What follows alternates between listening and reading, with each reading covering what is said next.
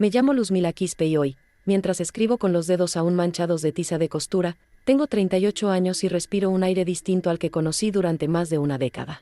Pero para que entiendan quién soy necesito volver a aquella madrugada pegajosa de abril de 2013, cuando crucé la frontera con mis 2 agujas envueltas en papel periódico y la ilusión de pagarle estudios a mi hijo. Venía de Cochabamba, bolsita de coca en el bolsillo y la foto arrugada de mi abuela que siempre decía que los hilos también curan. Un coyote al que jamás vi la cara me dejó en la terminal del norte y me dijo que un jefe bueno me daría trabajo digno en el centro histórico. Yo creí porque quería creer. Allá en Bolivia había cosido uniformes escolares, pero aquí me prometían dólares que se multiplicaban tan rápido como los cuentos que corrían en el barrio. Firmé un papel que no supe leer bien, con números que chisporroteaban como un telar encantado, $3,000 de préstamo para él. Pasaje, la visa y un cuarto, con todo. Pensé que lo pagaría en un año, que luego traería a mi hijo, que pondría un taller propio con un rótulo azul que dijera, Confecciones Luz del Alba. Esa noche llevaba un pantalón de pana demasiado caliente para el clima chilango y un morral con tijeras envueltas en retazos rosados que me regaló mi hermana Raquel. Tenía miedo, claro, pero también esa chispa terca que tenemos las mujeres cuando la vida nos aprieta, la certeza de que si el hilo es fuerte, la costura no revienta. No sabía que en realidad estaba entrando en un laberinto sin luz ni salida, un laberinto donde cada puntada costaba horas de sueño y cada respiro se convertía en deuda. Recuerdo el sonido de los camiones y el olor a gasolina mezclado con el perfume barato que me eché para no oler a terminal. Caminé detrás de un hombre que se llamaba Don Ernesto, aunque entonces él solo se presentó como el patrón, y traté de memorizar su corbata verde bandera que colgaba torcida. Mi corazón tamborileaba como máquina overlock sin engrase, pero seguí porque sentía que no había vuelta atrás, no después de vender el terrenito que mi mamá me dejó. La ciudad se abría ante mí como un rollo infinito de tela, brillante en sus avenidas y oscura en sus callejones, y yo, aguja en mano, dispuesta a coser mi destino en ella. Creí que estaba empezando la mejor temporada de mi vida, pero en realidad estaba hilvanando mi propia sombra. El taller al que llegué esa misma noche estaba en una vecindad húmeda, pasillo largo con focos amarillos que parpadeaban como luciérnagas cansadas. Para entrar bajamos una escalerita estrecha donde una mezcla de vapor de comida rancia y aceite de máquina me pegó en la cara como bofetada caliente. El cuarto no tenía ventanas, solo un tragaluz tapado con bolsas negras, y el zumbido de 20 máquinas industriales sonaba como enjambre de avispas molestas. Había literas de metal flaco, colchones sin sábana y un balde azul donde se almacenaba agua turbia que sabía a óxido. Sobre una mesa de madera astillada reposaban conos de hilo de todos los colores, menos el dorado que me habían prometido. Vi a otras mujeres, la mayoría andinas como yo, con trenzas brillantes pero ojos apagados, apenas levantaron la vista cuando entré, como si temieran gastar la última chispa de energía. Don Ernesto hizo chasquear los dedos y una supervisora, le decían, la chiapaneca, me entregó un gafete con el número 34, sin nombre, sin apellido. Me asignaron una máquina Singer, que chirriaba al pisarla, la aguja estaba mellada y la luz encima era una bombilla desnuda colgando de cables pelados. Intenté sonreírle a la compañera de al lado, una mujer menuda llamada Marisol, pero ella susurró, aquí no se habla, aquí se cose, antes de bajar la cabeza. A los 5 minutos ya sudaba, la tela sintética resbalaba entre mis dedos y la humedad hacía que las puntadas doblaran como serpientes rebeldes. Recuerdo que pregunté por mi cama y la chiapaneca soltó una carcajada seca. Primero terminas tu cuota, luego duermes, el sueño cuesta, hermanita. Ese primer día trabajé hasta que la madrugada se deshilachó en un gris que jamás vi porque allí abajo no entraba la aurora. Solo supe que amanecía porque mi estómago gruñó, nos dieron un arroz amarillo con pollo deshebrado que sabía a cansancio, y lo devoré sintiendo que tragaba mi propia culpa. Cuando por fin me dejaron acostar, conté las vueltas del ventilador roto que colgaba del techo oxidado, como si cada giro fuera un recordatorio de que allí el tiempo era propiedad del patrón. Cerré los ojos aferrándome a la foto de mi hijo, prometiéndole en silencio que aguantaría un año, que aquello era temporal, que su mamá era fuerte como tela de mezclilla doble. No sabía que ese año se estiraría como un elástico barato, multiplicándose hasta convertirse en 12 larguísimos calendarios sin navidades, sin cumpleaños, sin cielo. Los días siguientes se convirtieron en un bucle de tela, grasa y silencio. La chiapaneca nos despertaba a las 5 con un silbato que taladraba los oídos y olía a metal viejo. Apenas teníamos 5 minutos para meter la cara en el balde de agua mugrienta y peinarnos las trenzas pegadas de sudor. El desayuno era pan duro con café rebajado, y aún así yo lo agradecía porque la panza ardía como si tuviera carbón encendido. Luego venía la cuota, 200 chamarras de mezclilla con cierres plateados que se encajaban en mis manos como espinas. Si una costura se torcía, la chiapaneca arrancaba la prenda, la estrellaba contra el piso y nos descontaba 3 pesos por material. Las horas pasaban sin reloj, guiadas solo por el pitido del temporizador del jefe, que marcaba cada 4 horas para darnos un trago de agua.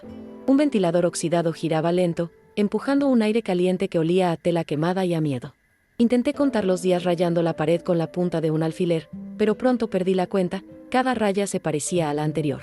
Don Ernesto venía los domingos, con su corbata verde, a revisar la producción y a recordarnos que la deuda había subido porque el dólar sube, mijas.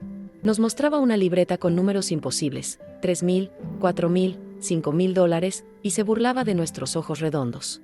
Yo mandaba un audio a Raquel cada que podía, susurrando desde el baño, diciéndole que todo estaba bien, que pronto saldría. Mentía, ella lloraba al otro lado y me pedía que me cuidara, pero yo no podía confesarle que estaba atrapada. Temía que si ella denunciaba, nos deportaran y mi hijo se quedara sin madre y sin futuro. Así pasaron los meses, agujas, sudor, cuentas que crecen como moho en la pared, y un silencio que me apretaba el pecho más que cualquier deuda. Solo me mantenía viva la idea de que algún día la tela se acabaría, la puerta se abriría y yo saldría a comprarle un helado de vainilla a mi niño. Pero cada noche, cuando las máquinas se apagaban, la promesa se deshacía como costura mal rematada. En 2017, mi cuerpo empezó a reclamar la factura de tantas puntadas. La espalda crujía con cada movimiento, y una tos seca me sacudía como si quisiera arrancarme el pecho. Marisol, la compañera que me había dicho que allí no se hablaba, se volvió mi sombra, compartíamos tragos de agua y aspirinas clandestinas que ella escondía en su sostén.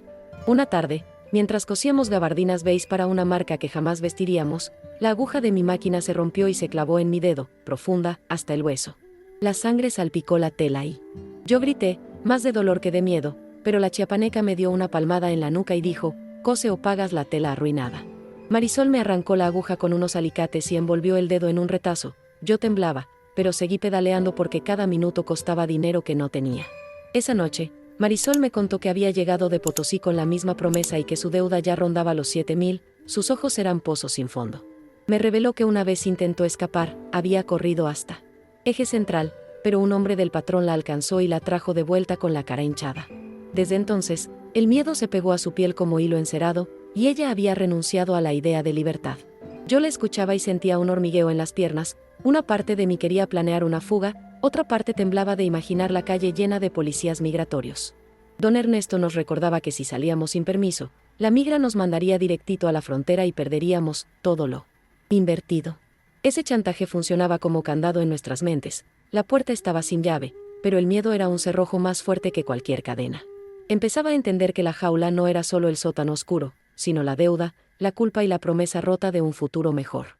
Cada noche, antes de dormir 2 horas escasas, yo rezaba con los dedos entrelazados, pidiendo a la Virgen de Urcupiña que me diera valor para seguir viva al día siguiente. Y, sin embargo, una semilla de rabia germinaba despacito, cada puntada torpe, cada tos, cada cifra inventada por el patrón nutría ese brote.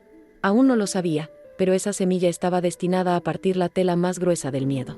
En 2021, cuando la pandemia llenaba las calles de cubrebocas y sirenas de ambulancia, el sótano siguió latiendo con el mismo zumbido de máquinas, como si allá afuera no hubiera mundo.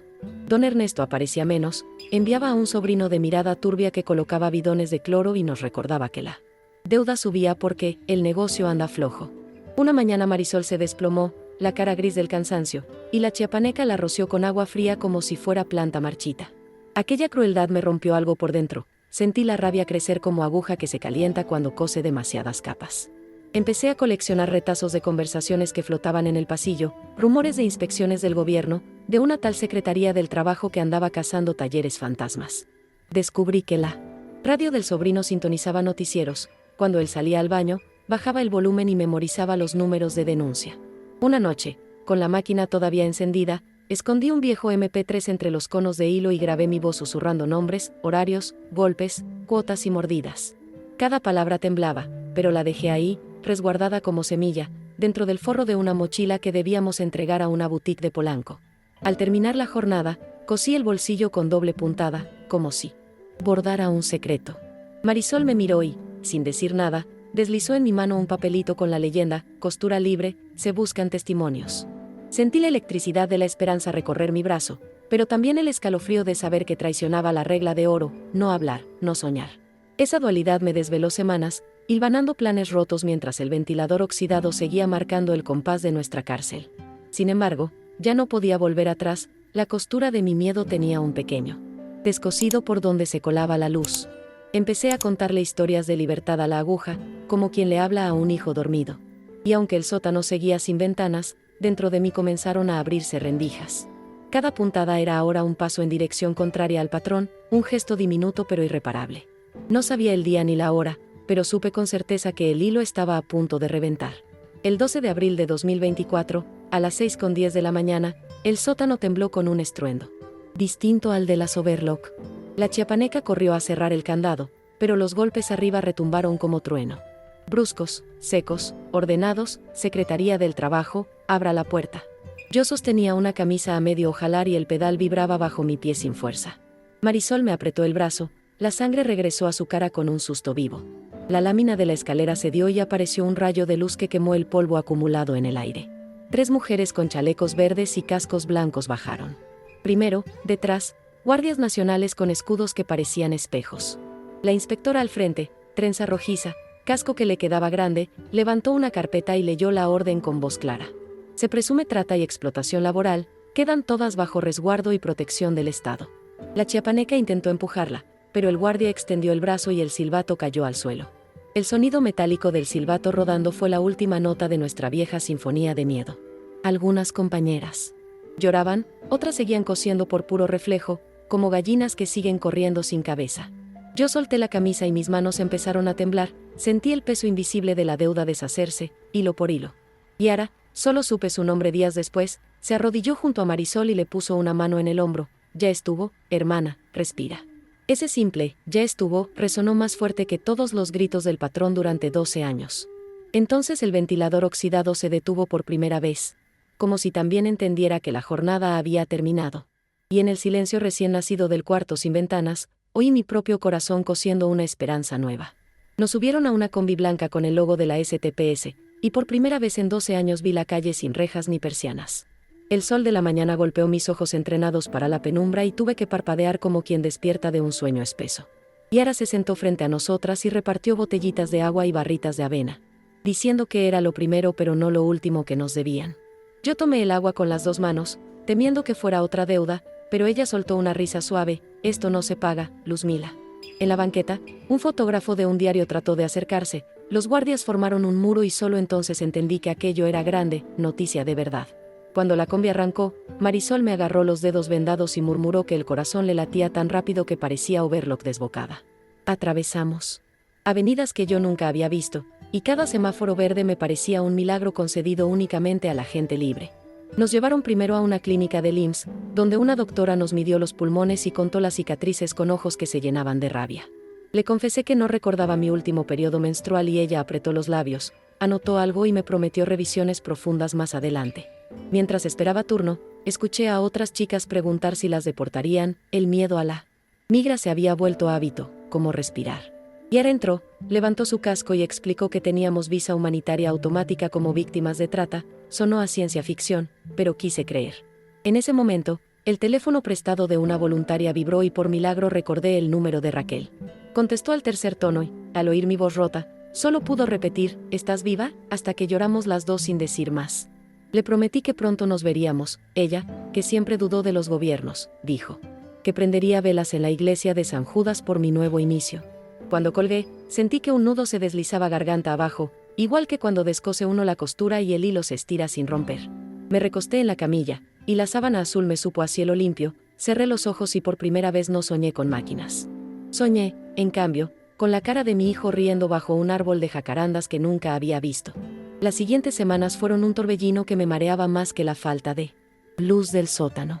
Nos trasladaron al refugio de la ONG Costura Libre, una casona amarilla con murales feministas y olor a sopa de verduras. Allí nos dieron cobijas nuevas, cuadernos en blanco y asesoría psicológica para aprender a ponerle nombre a los temblores que se quedaban en el cuerpo.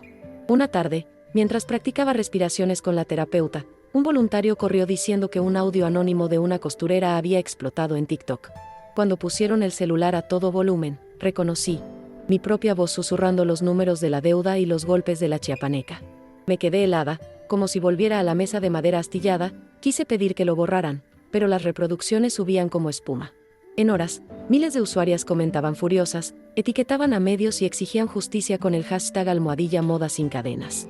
Yara me buscó con calma y dijo que aquello podía ser una espada o un puente, que dependía de cómo lo usáramos. Hicimos un círculo con las 43 rescatadas y votamos. Sí, votamos, si queríamos permanecer anónimas o hablar. La mayoría tenía miedo, Marisol asentía en silencio, yo sentía el peso de una aguja en el bolsillo, pero algo en el pecho ardía distinto.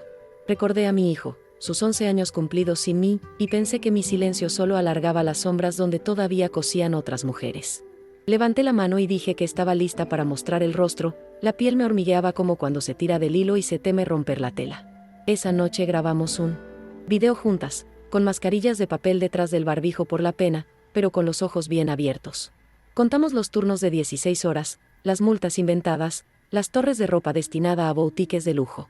Al subirlo, el contador de vistas bailó como chispa de soldadura, entre comentarios apareció uno de mi hermana, orgullosa de ti, Bagua. El miedo seguía allí, respirando en mi nuca, pero ahora tenía otra voz al costado que decía, sigue, que te están escuchando. Esa noche, antes de dormir en una litera limpia, escribí 3 palabras en mi cuaderno nuevo, hilo, justicia, libertad. El lunes siguiente, mientras aún digeríamos la avalancha de mensajes, llegaron al refugio reporteras y fotógrafas con micrófonos que parecían linternas apuntándonos al pecho. Yara organizó un pequeño taller de medios improvisado en el comedor, nos enseñó a respirar hondo, a mirar a la cámara y a decir nuestro nombre sin bajar los ojos. Cuando me tocó hablar sentí que la voz se me partía como hilo. Viejo, pero dije, me llamo Luzmila Quispe, fui costurera esclavizada 12 años y exijo justicia. La frase se convirtió en titular antes de la cena, los periódicos digitales amanecieron con mi foto, ojos hinchados, pelo recogido con un lápiz, y la etiqueta almohadilla hilando libertad. Esa misma tarde llegaron bolsas con ropa, comida enlatada, cartas escritas a mano por estudiantes que ofrecían clases de español y asesoría legal. Marisol leyó una tarjeta que decía, aquí nadie se queda atrás, y se echó a llorar, contagiándonos a todas como si la compasión fuera un perfume que por fin desplazaba el olor a grasa. Raquel viajó desde Tijuana con una mochila y un abrazo que me crujió los huesos, traía estampitas de la Virgen y galletas caseras que sabían a infancia. Esa noche, bajo los murales color fucsia, firmamos el acta de constitución de la cooperativa, Hilando Libertad, 19 sobrevivientes dispuestas a convertir agujas en palancas de cambio. Una abogada menuda, con collar de semillas, explicó que podíamos registrarnos como empresa social, vender colecciones con trazabilidad y auditar cada centavo. Alguien sugirió empezar con bolsas reutilizables estampadas con el hashtag, otra propuso uniformes escolares para comunidades marginadas. Yo pensé en la primera chaqueta que cosí en 2013 y sentí un nudo, juré que jamás permitiría una jornada sin sol para nadie bajo nuestro techo. Mientras tanto, en el Congreso se calentaba la discusión, algunos senadores hablaban de excepciones necesarias y costos de competitividad. La ONG difundió la cifra de 2.873 trabajadoras rescatadas solo en 2023, el dato, repetido en radio y podcast, se volvió un aguijón público. Cada noticiero nocturno mostraba imágenes del operativo, las máquinas polvorientas, los colchones mugrientos, el ventilador oxidado. Al ver la pantalla, sentí vergüenza y orgullo mezclados, era mi infierno expuesto, pero también la prueba irrefutable que ellos no podían negar. Esa mezcla me quitó el sueño, caminé el pasillo del refugio contando pasos, como antes contaba puntadas, hasta que amaneció y decidí que mi miedo ya no cosería mi boca.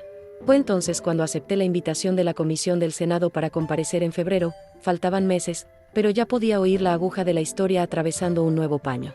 El 5 de febrero de 2025 desperté antes del alba, con la sensación de que el corazón pedaleaba una máquina invisible bajo mi pijama prestada.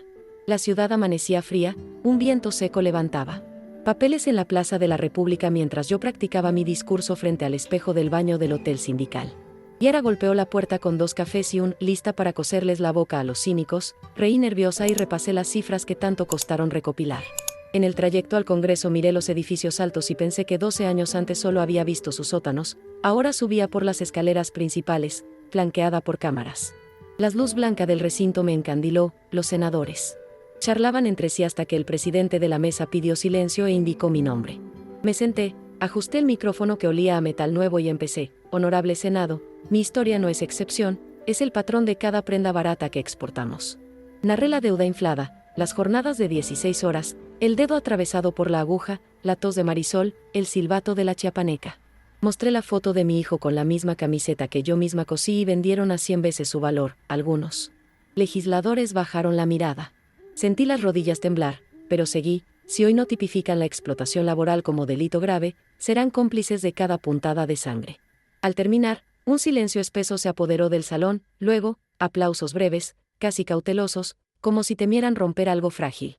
La prensa se abalanzó, una reportera me preguntó si confiaba en el sistema, y respondí que no, pero confiaba en las mujeres que tejen redes de resistencia. Horas después, en votación maratónica, la reforma pasó con mayoría calificada. Recibí la noticia en la calle, junto a Raquel y Marisol, viendo el marcador electrónico cambiar de rojo a verde. Nos abrazamos tan fuerte que sentí crujir la cicatriz de mi dedo, recordatorio permanente de lo que no podía repetirse. Esa noche, al regresar al refugio, las demás levantaron tijeras como si fueran velas y cantaron un huaño que hablaba de amaneceres nuevos. Yo me senté en silencio, puse la mano sobre la máquina Singer que nos donaron y juré que solo cosería para pagar sueños, no deudas. Antes de dormir, abrí mi cuaderno y añadí una cuarta palabra a la lista: esperanza. Al cerrar la tapa, supe que el hilo, la justicia y la libertad ya tenían nudo firme. La esperanza era el lazo que uniría nuestras nuevas piezas al mundo. Pasaron los meses y el decreto se publicó en el diario oficial con tinta fresca que aún olía a victoria cuando lo desplegamos sobre la mesa de corte de la cooperativa. Afuera llovía, pero dentro del local, una vieja bodega en la colonia obrera que pintamos de turquesa y bugambilia, chisporroteaban las máquinas relucientes que nos donó una diseñadora solidaria. Cada puntada llevaba un código QR bordado en la etiqueta, para que quien comprara pudiera ver nuestra historia y la ruta limpia de cada metro de tela. Decidimos que la primera colección se llamaría Moda sin cadenas, porque queríamos que el mensaje saliera cosido a la prenda y no apenas pegado en una etiqueta de cartón que terminara en la basura. Yo me encargué de los abrigos oversize de fieltro reciclado. Marisol, convertida en la maestra más paciente del planeta, enseñaba a las nuevas compañeras rescatadas a enhebrar sin miedo. Raquel llevaba la contabilidad con un cuaderno de cuadritos y un ordenador portátil que aprendió a usar viendo tutoriales en YouTube durante las madrugadas. Cada viernes invitábamos a una fotógrafa o a algún influencer consciente para que viera el proceso. No queríamos lástima, queríamos alianzas y pedidos en firme. Aún así, había noches en que la ansiedad se colaba como polilla. Yo soñaba con el silbato de la chiapaneca y despertaba con el corazón desbocado, hasta que Yara me recordaba por mensaje de voz que ahora mandábamos nosotras el horario.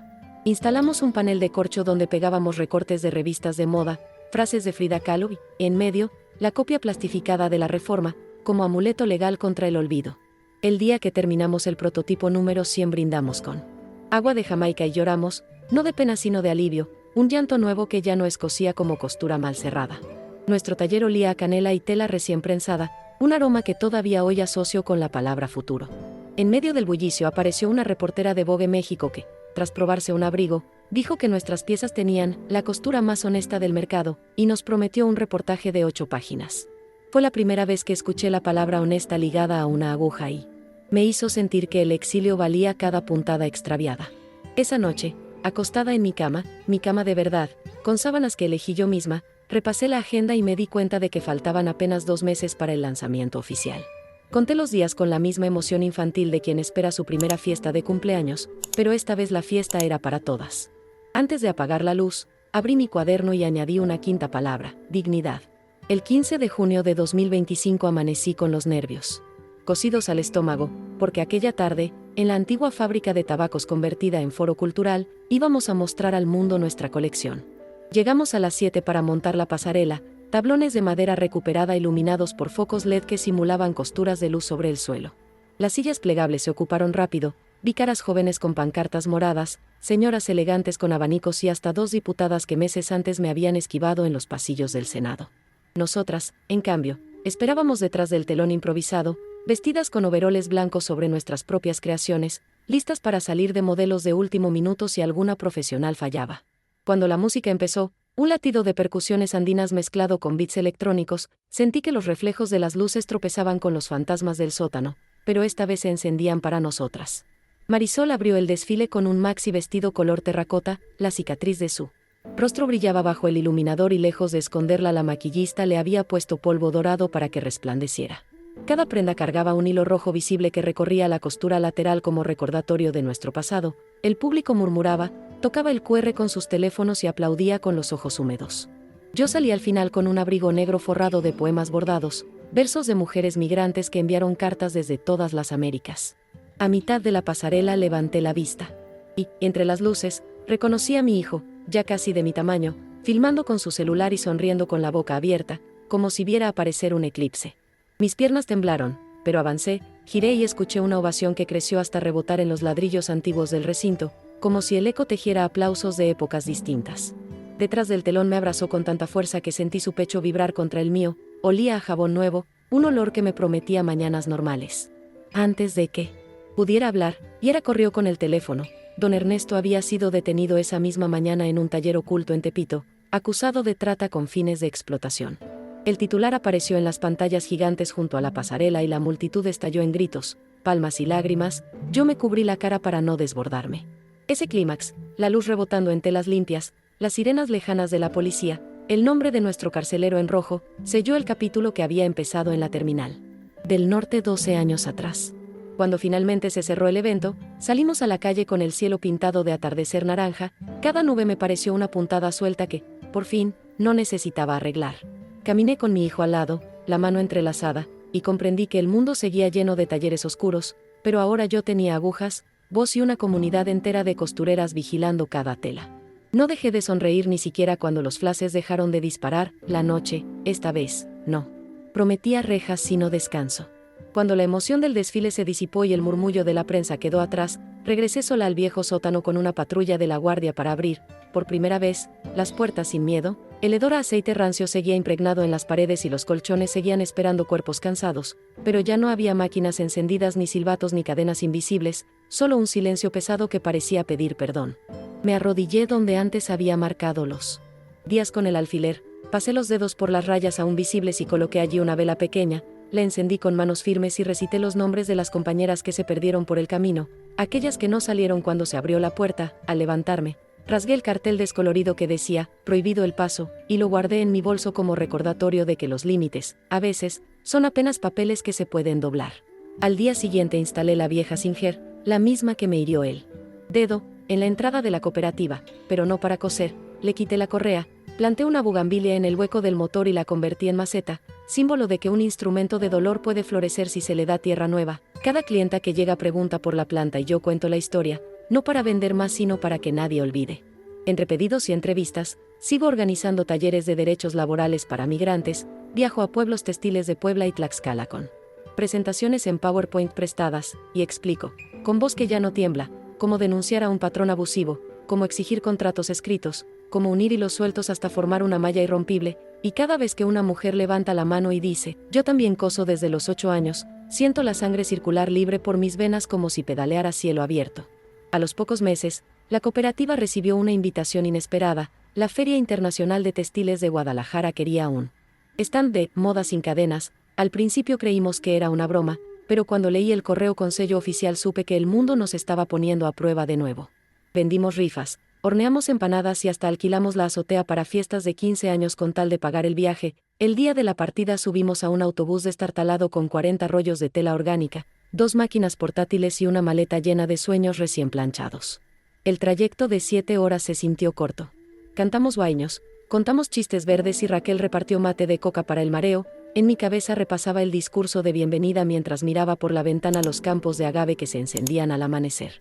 Al llegar, el recinto olía a alfombra nueva y perfumes caros. Las luces frías me recordaron el sótano, pero esta vez nadie gritaba cuotas ni deudas, solo organizadores sonrientes pidiendo folletos y QR. Montamos un maniquí con nuestro abrigo estrella, el de hilo rojo visible, y la gente se arremolinó como abejas. Cada vez que escaneaban el código y escuchaban mi audio de denuncia, sus caras cambiaban de asombro a respeto, y entonces comprendí que la moda también puede ser altavoz, no solo escaparate.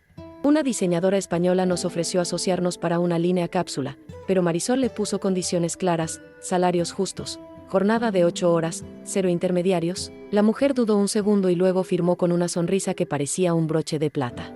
Aquella noche, en el hotel de literas compartidas, conté el dinero de los primeros pedidos mientras Yara se reía diciendo que nos faltaría cinta métrica para medir tanto futuro. Metí los billetes en un sobre y escribí encima, fondo para becas, porque nuestro objetivo siempre fue coser aulas, no solo prendas.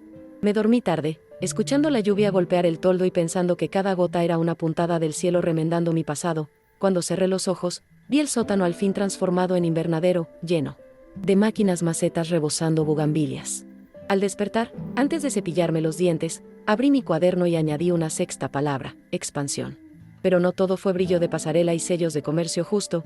El éxito llamó también a las sombras que se niegan a morir.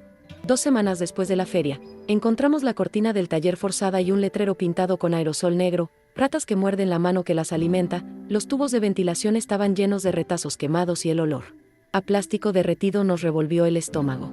La policía levantó un acta, pero ya sabíamos que las intimidaciones raramente dejan huellas legales, y ahora sospechó de viejos capataces de don Ernesto que habían quedado sueltos, y por primera vez en mucho tiempo sentí un picotazo de pánico detrás de los ojos.